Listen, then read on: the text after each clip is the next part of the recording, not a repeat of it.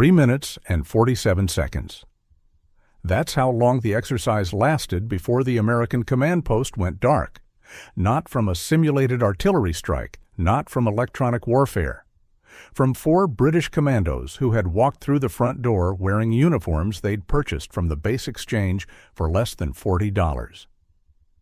They sat down in the briefing room, listened to the operational plan for the next 48 hours, memorized the coordinates, the frequencies, and the axis of advance, walked back out, and relayed every detail to the Allied force waiting in the desert. The American colonel running the exercise discovered the breach 6 hours later, only when the British used the exact frequencies and call signs from that briefing to issue false orders that sent an entire U.S. Marine battalion driving into a prepared ambush in a canyon 12 kilometers east of its intended objective. The senior American observer controller, stationed at the Tactical Operations Center, typed a single sentence into the exercise log that would circulate through military channels on both sides of the Atlantic for months afterward. Allied force has achieved total information dominance through methods not addressed in any current U.S. defensive protocol. That wasn't a war. It wasn't a battle. It was a training exercise in the Mojave Desert. And it broke something inside the confidence of one of the most formidable fighting forces on the planet. The year was 2021. The location was the Marine Corps Air Ground Combat Center at 29 Palms, California, a sprawling expanse of sun-scorched rock and sand covering roughly 930 square miles, an area approximately the size of Luxembourg. It is one of the largest military training facilities on Earth, purpose-built for the United States Marine Corps to test its combat units under conditions as close to real warfare as peacetime allows. The base contains 3 fully constructed urban training complexes, the largest comprising over 1,200 purpose-built buildings designed to simulate the dense, chaotic architecture of Middle Eastern and North African cities. It has ranges capable of supporting live fire from everything up to artillery and close air support. It has instrumented tracking systems that record every movement, every engagement, every simulated casualty with forensic precision. 29 Palms is where the Marine Corps sends its battalions before they deploy to the most dangerous places on Earth. It is the final exam. And for decades, the units that came through those gates operated with the unspoken assumption that no visiting Allied force would ever fundamentally challenge the way the United States Marine Corps fights a war. That assumption survived until a group of British Royal Marines from 40 Commando, Taunton, Somerset, stepped off their transport and began unpacking equipment that their American hosts would later describe as almost offensively minimal. Exercise Green Dagger was the formal designation. It was structured as a multinational training event, bringing together forces from the United Kingdom, Canada, the Netherlands, and the United Arab Emirates to operate alongside and against elements of the U.S. Marine Corps in a free-play warfighting scenario. Free play meant there was no script, no predetermined winner. Both sides were given objectives, resources, and terrain, and told to fight. The Allied force, built around the Royal Marines' newly formed Littoral Response Group South, would act as the defending force, holding 3 urban complexes against a U.S. Marine regiment acting as the attacking enemy. The exercise would run for 5 days and 5 nights across the full breadth of the 29 Palms training area. The Americans brought what they always brought: a full Marine regiment augmented with armor, artillery, aviation assets, electronic warfare capability, and the institutional confidence of an organization that had been grinding through these desert exercises for more than 3 decades. They knew the terrain. They knew the ranges. They knew the urban layouts the way a homeowner knows the rooms of his own house. The British brought something different entirely. To understand what the Royal Marines carried into that desert, you have to understand what they had been building for the previous 3 years. Beginning in 2018, the Royal Marines had embarked on a radical transformation of their force structure under the direction of the Commandant General Royal Marines and endorsed by the First Sea Lord, Admiral Sir Tony Ratican. The concept was called the Future Commando Force, and its central premise was deceptively simple. In a world where precision-guided munitions, surveillance drones, and satellite intelligence had made large, concentrated military formations increasingly vulnerable, the most survivable and lethal force would be one that was small, dispersed, highly mobile, and capable of striking with disproportionate effect from unexpected directions. The Future Commando Force restructured Royal Marine Commando units away from the traditional battalion model of massed infantry organized into rifle companies, and instead created smaller, more autonomous teams of commandos equipped with enhanced communications, organic drone capability, advanced surveillance sensors, and the authority to make tactical decisions at the lowest possible level. Where a conventional battalion concentrated its combat power in formations of hundreds, the Future Commando Force dispersed it into teams of dozens, spread across vast areas, networked together electronically but physically separated by kilometers of terrain. Each team was designed to be self-sufficient for extended periods. Each team was trained to operate independently, making decisions without waiting for orders from a distant headquarters. The concept drew directly from the SAS model of small team autonomy, but applied it at commando unit scale, creating a formation that could cover the operational area of a conventional brigade, while presenting no target larger than a platoon for an enemy to concentrate against. Exercise Green Dagger was the first major test of this concept against a peer adversary in a realistic combat environment. The Royal Marines did not arrive at 29 Palms expecting to simply participate. They arrived expecting to prove that everything they had been building actually worked. The first indication that this exercise would be different came during the initial planning phase. The Royal Marines' approach to intelligence gathering departed from every assumption the American exercise controllers had built into their scenario design. Standard procedure at 29 Palms was for the opposing force to rely primarily on the intelligence picture provided by the exercise framework, supplemented by their own organic reconnaissance assets, such as scout teams and unmanned aerial systems. The British treated the intelligence problem as if it were an actual combat deployment, which meant they treated every available source of information as fair game. Commando teams from 30 Commando Information Exploitation Group, the Royal Marines' dedicated intelligence and electronic warfare unit, deployed their specialists across the training area with equipment designed to intercept, monitor, and exploit the electromagnetic spectrum. They listened to American radio traffic. They tracked the electronic signatures of American command vehicles. They mapped the patterns of American movement using commercial off-the-shelf tracking devices that they had purchased from civilian retailers and attached to American vehicles during the preparatory phase of the exercise, when both forces were sharing the same base facilities and American security protocols did not anticipate that an Allied force would conduct intelligence operations against them before the exercise had formally begun. This was not cheating. This was precisely the kind of unconventional thinking that free play exercises are designed to encourage. But it was a shock to American units that had spent years training against opponents who played by the expected rules. The most discussed incident, the one that would generate headlines across British media and uncomfortable silence in American military circles, involved what multiple sources described as a penetration of the American headquarters. According to accounts gathered by Marine Major Tom Schumann, a former infantry commander who surveyed participants after the exercise, British personnel allegedly purchased U.S. Marine uniforms from the post exchange on the 29 Palms base and used them to gain physical access to the American command post. Whether this specific incident occurred during Green Dagger 2021 or a related exercise remains contested among participants. But the broader pattern was unmistakable. The British approached the exercise with a philosophy that treated information warfare, deception, and unconventional methods, not as supplements to conventional combat, but as primary weapons. When the 5-day warfighting phase began, the effects of this intelligence advantage became immediately apparent. The Allied force, with the Royal Marines at its core and supported by Dutch 12 Raiding Squadron of the Netherlands Marine Corps, Canadian forces, Emirati troops, and American MARSOC elements, knew where the American units were.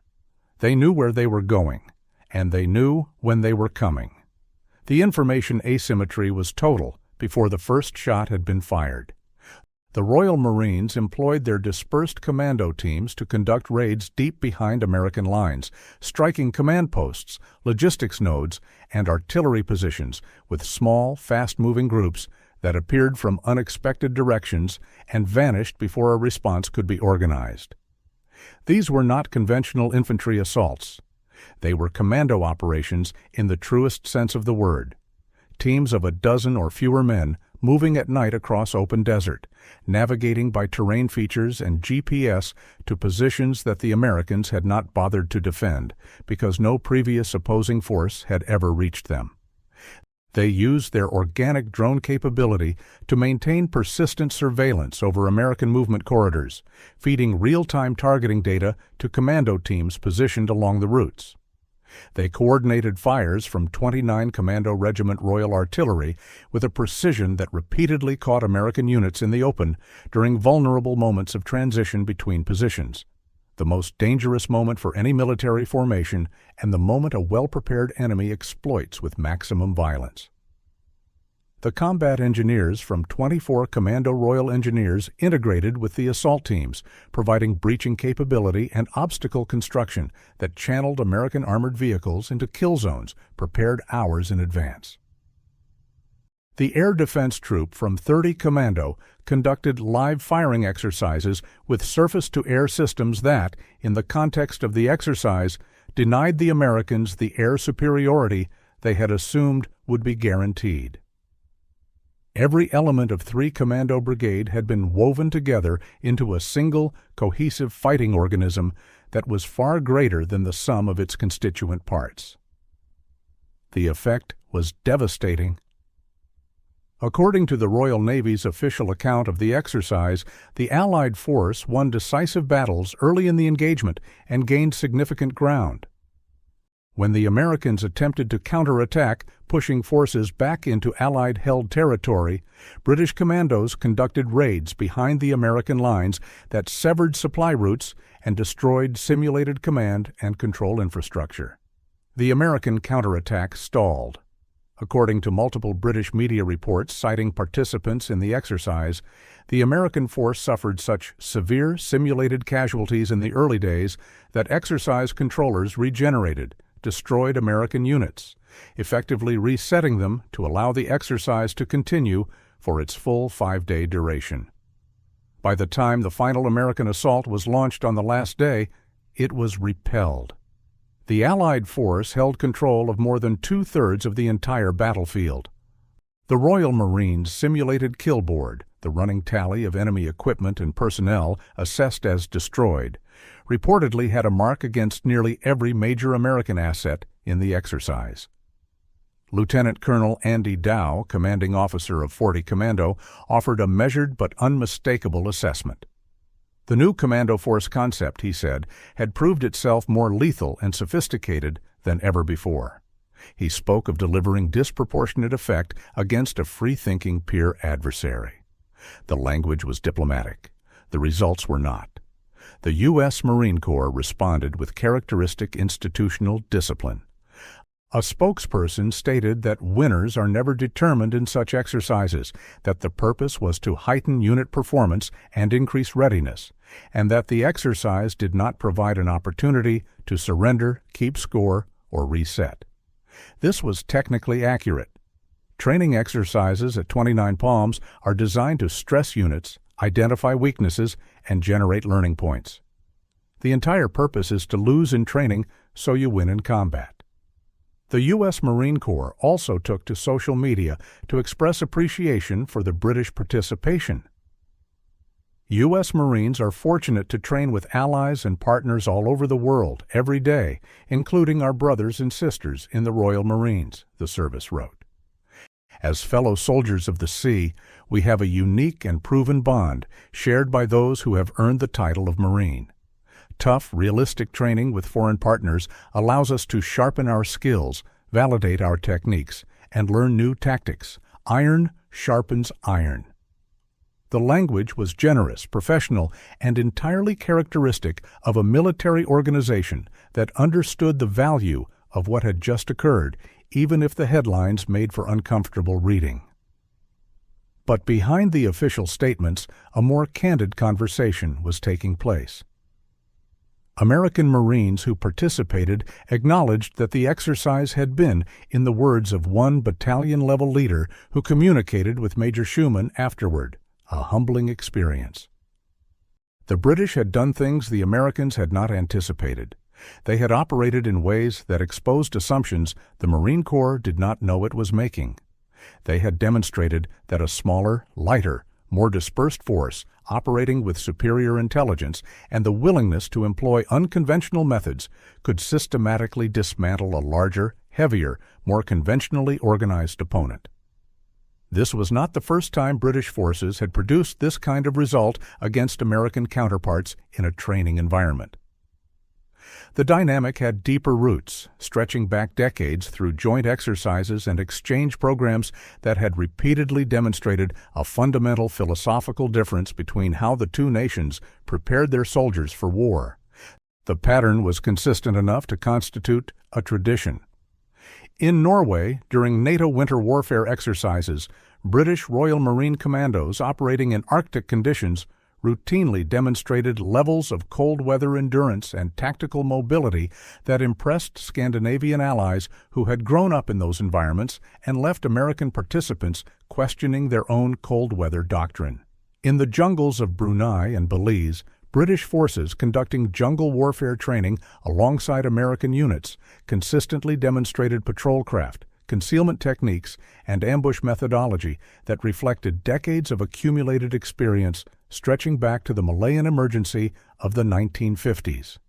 In urban warfare exercises across Europe, British units demonstrated a fluency with close-quarters battle drills and population-centric operations that had been refined through 30 years of continuous deployment in Northern Ireland, experience that no American unit could match because no American unit had endured a comparable operational commitment of that duration and intensity in a similar environment.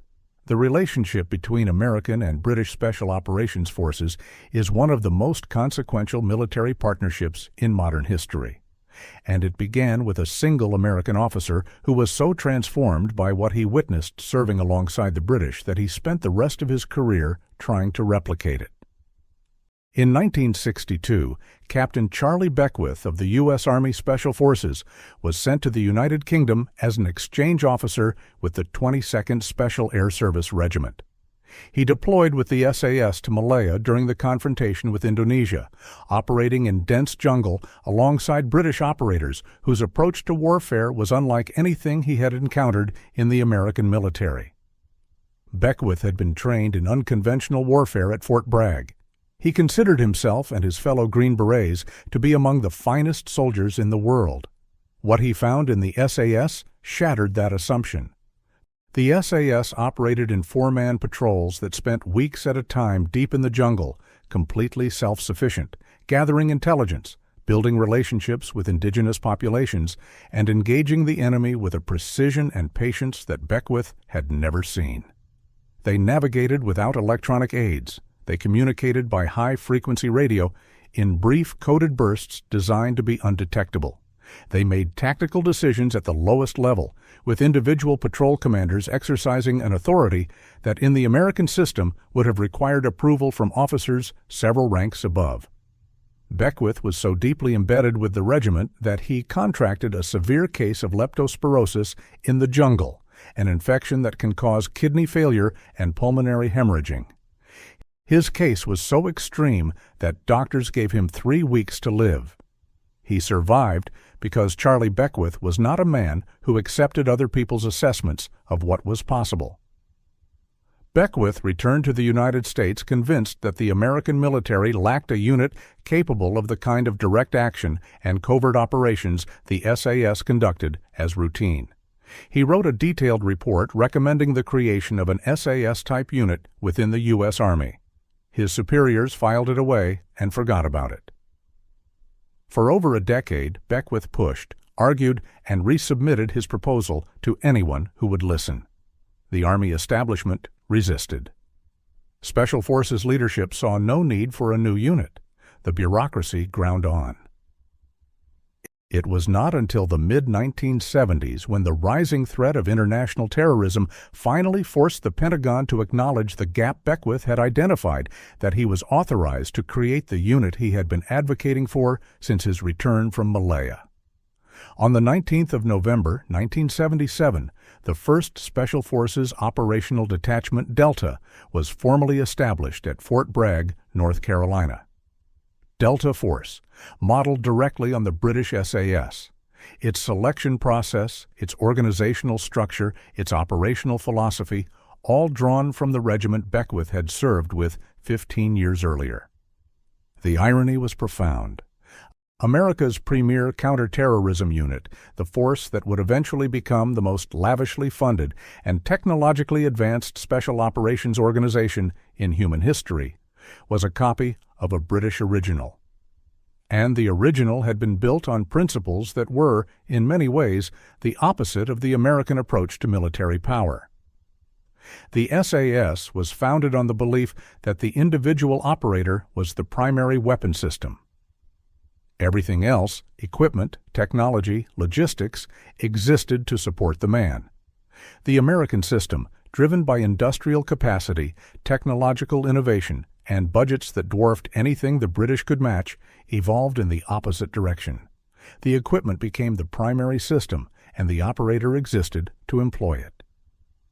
This philosophical divide produced two forces that were both extraordinarily capable, but optimized for different kinds of warfare. When they trained together, the differences were impossible to ignore. The SAS selection process, conducted twice yearly from the regiment's base at Hereford, begins with a phase known simply as the Hills. Candidates from across the British Army report to the training wing and are transported to the Brecon Beacons in South Wales, a range of mountains that rises to 886 meters at its highest point, Pen y Fan.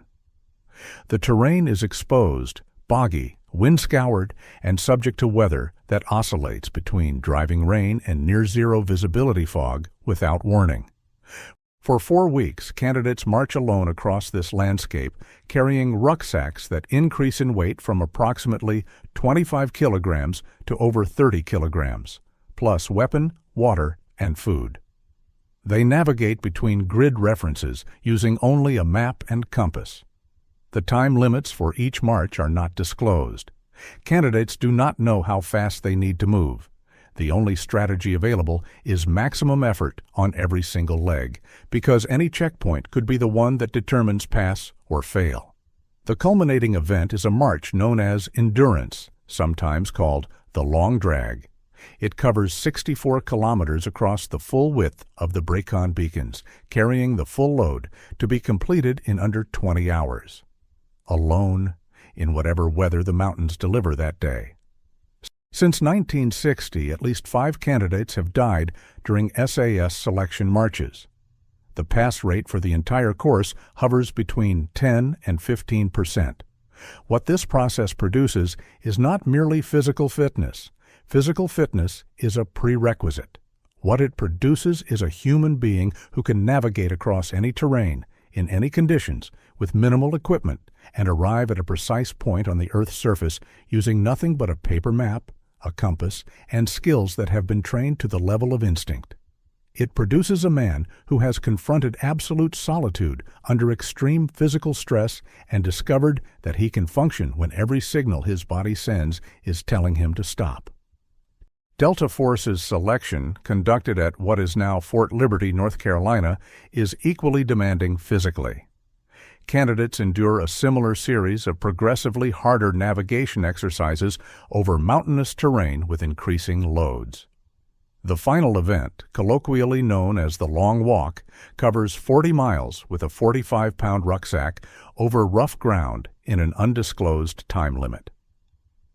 The mental testing that follows is intense, with candidates facing boards of psychologists and senior operators who probe every response. The pass rate is comparable to the SAS. The difference, as multiple observers from both forces have noted over the decades, lies not in the selection, but in what follows.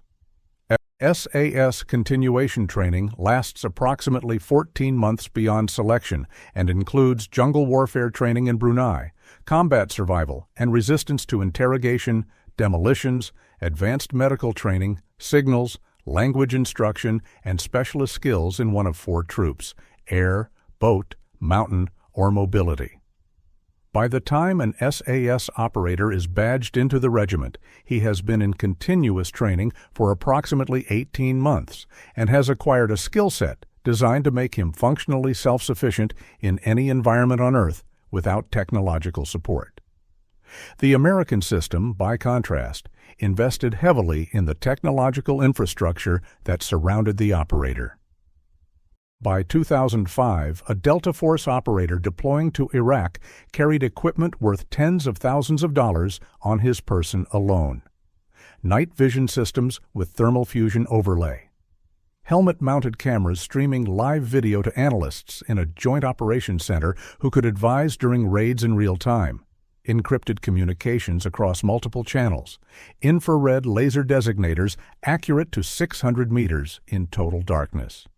Wrist-mounted screens displaying satellite imagery. The individual operator was embedded within a technological ecosystem so sophisticated that it represented the most advanced infantry capability in human history. And it worked. Under the command of General Stanley McChrystal, the Joint Special Operations Command ran an industrial-scale targeting machine that would eventually conduct up to 12 raids per night across Iraq. The results were devastating. But the technology created dependencies. When satellite links dropped in urban Iraq, operators accustomed to overhead imagery had to revert to map reading they had not practiced in months. When encrypted radios failed in the dense concrete canyons of Iraqi cities, coordination collapsed. When helmet-mounted systems overloaded operators with simultaneous feeds of target imagery, chat messages, GPS waypoints, and radio traffic from multiple nets, decision-making slowed at exactly the moment when speed was everything. Studies later published by the RAND Corporation found that information overload in special operations was directly correlated with slower reaction times during the critical first seconds of room entry. Milliseconds that in close quarters combat determined who shot first. The British, operating alongside the Americans in Iraq under the classified designation Task Force Black, could not afford the alternative. The entire annual budget of the United Kingdom Special Forces Directorate, covering 22 SAS, the Special Boat Service, the Special Reconnaissance Regiment, and all supporting elements, was estimated at approximately £250 million. The Americans were spending roughly 7 times more on special operations per operator. The result was that SAS squadrons deploying to Iraq carried equipment that their American counterparts found astonishing. Paper maps pinned to walls with colored string marking target networks. Intelligence cells of 4 people compared to the 300-plus analysts in the American Fusion Center at Balad. Vehicles that looked like they had been dragged through every conflict since the First Gulf War, because most of them had. Their planning room at their primary base in Baghdad contained paper maps, printed satellite imagery pinned to corkboards, and a whiteboard. A former Delta operator who visited the SAS compound recalled walking in and seeing colored string stretched between pins on a wall map like something from a Second World War movie, while the Americans had a $40 million intelligence fusion cell operating next door. 4 people versus 300. And the SAS was outperforming the numbers. And yet, during the most intense period of operations in Baghdad, the SAS consistently achieved a higher rate of what the intelligence community called jackpots, meaning the intended target was actually present when the assault force hit the building. The SAS jackpot rate hovered around 72%. The American rate during the same period was approximately 48%. The British were hitting fewer targets, but when they hit, the target was home nearly 3/4 of the time. The reason was simple in concept and extraordinarily difficult in execution.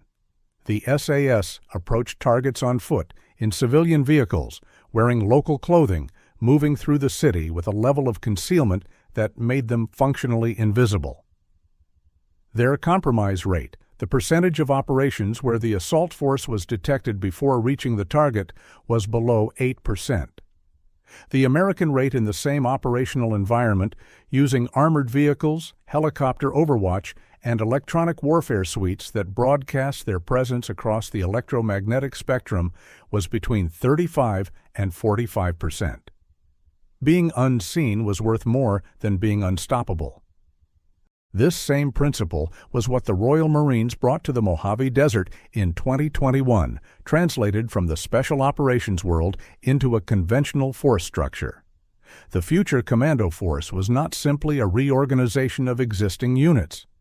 It was an attempt to embed the philosophy that had made the SAS effective: small teams, minimal signatures, maximum autonomy, unconventional thinking, into a larger commando formation capable of operating at scale. At 29 Palms, that philosophy collided with the American way of war. The U.S. Marines fought the exercise the way they had been trained to fight, with concentrated combat power, heavy armor, integrated combined arms, and the assumption that overwhelming force applied at decisive points would break any defense. It was a methodology that had won wars. It was a methodology that had been refined across decades of exercises on this very ground. The British did not try to match it. They refused to fight on American terms. They dispersed, they hid, they listened, they struck from directions the Americans were not watching because no previous opposing force had ever thought to attack from there. They treated information as a weapon system, equal to any gun or missile. They exploited every seam in the American approach, every assumption that had hardened into doctrine through repetition, every habit that had become invisible through familiarity. The American Marines at 29 Palms were not incompetent. They were among the finest conventional infantry forces on Earth. They lost to whatever extent winning and losing applies in a training exercise because they were being tested by an opponent that refused to play the game they had spent decades mastering. The broader lesson, the one that resonated through military circles on both sides of the Atlantic in the months that followed, was not that the British were better. It was that the British were different. And the difference exposed something that the American military, for all its enormous capability, had not adequately addressed: the assumption that superiority in technology, numbers, and firepower would always translate into superiority in outcome. The Royal Marines had demonstrated in the most unambiguous possible terms that a smaller force operating with better intelligence, greater dispersion, higher individual initiative, and a willingness to think outside the boundaries of conventional doctrine could defeat a larger, heavier, more technologically advanced opponent on that opponent's home ground. This was not a new lesson. The SAS had been teaching it since David Stirling first sketched his concept for a small unit of exceptional individuals on a hospital bed in Cairo in 1941.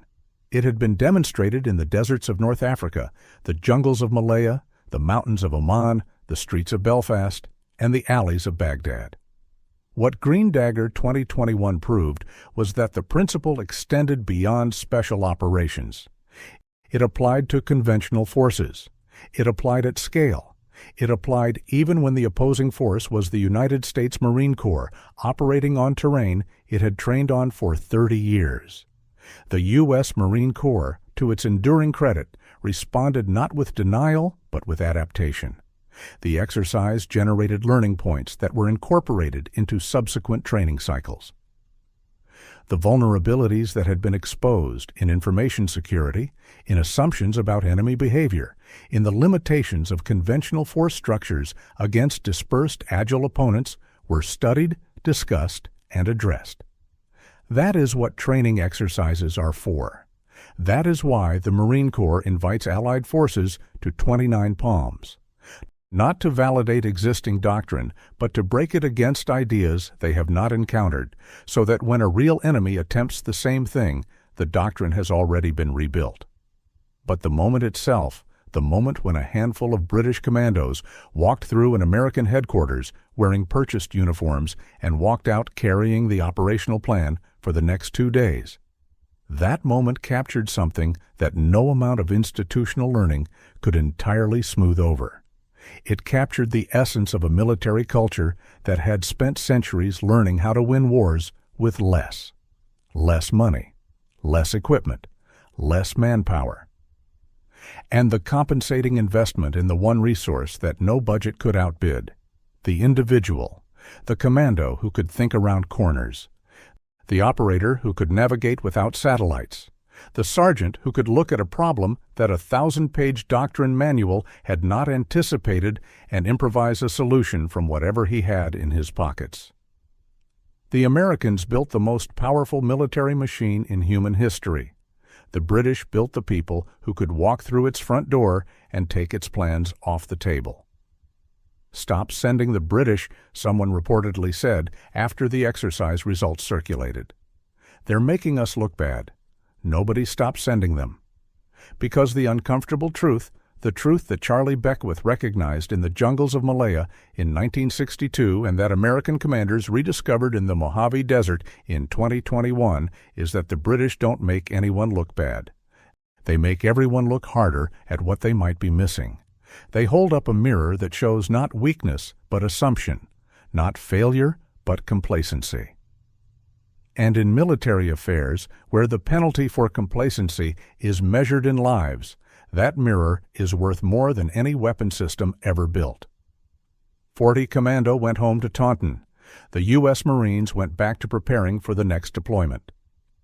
The desert at 29 Palms returned to silence, waiting for the next exercise, the next test, the next time someone would try something nobody expected. The lesson stood. It stands still. You can spend billions on the finest equipment ever manufactured. You can train in the most advanced facilities ever constructed. You can deploy the most powerful military force the world has ever seen. Or you can invest in the kind of soldier who walks into the enemy's headquarters with a $40 uniform and walks out with everything he needs to win the war. The British have been making that investment for centuries. And every few years, in a desert or a jungle or a frozen mountain range, someone on the other side of the exercise discovers what that investment produces. Not superiority. Something more unsettling than that. Ingenuity, audacity, and the absolute, bone-deep refusal to be outthought by anyone, regardless of how much money they spent trying. The Royal Marines who deployed to 29 Palms in 2021 were not special forces. They were conventional commandos. They were the sons of plumbers, teachers, factory workers, and shopkeepers from towns across England, Scotland, Wales, and Northern Ireland. They had earned the Green Beret through 32 weeks of commando training at the Commando Training Center Royal Marines in Lympstone, Devon, one of the longest and most physically demanding initial military training courses in NATO. They had learned to fight in the mud and rain of Dartmoor, the frozen fjords of Norway, and the jungles of Brunei. They had been taught from their very first day of service that the commando spirit, the qualities of courage, determination, unselfishness, and cheerfulness in the face of adversity mattered more than any piece of equipment they would ever carry. That spirit, cultivated across generations of Royal Marines from the beaches of Normandy to the mountains of the Falklands to the compounds of Helmand Province, was what walked into the Mojave Desert and dismantled a force that outweighed it in every measurable category except one: the willingness to think differently, the capacity to look at a problem that everyone else had been solving the same way for decades and ask a simple, devastating question. What if we didn't do it that way? That is what walked into 29 Palms in October 2021. That is what walked out holding 2/3 of the battlefield. And that is why, somewhere in the exercise logs of the Marine Corps Air Ground Combat Center, there exists a sentiment that nobody who encountered it has ever been able to forget. Stop sending the British. They're making us look bad. They sent them anyway. And the British did exactly what they have always done. They adapted, they improvised, they refused to fight fair, and they won. Not with money, not with machines, with men. That is the tradition. That is the legacy. And that is why you never, under any circumstances, bet against the British.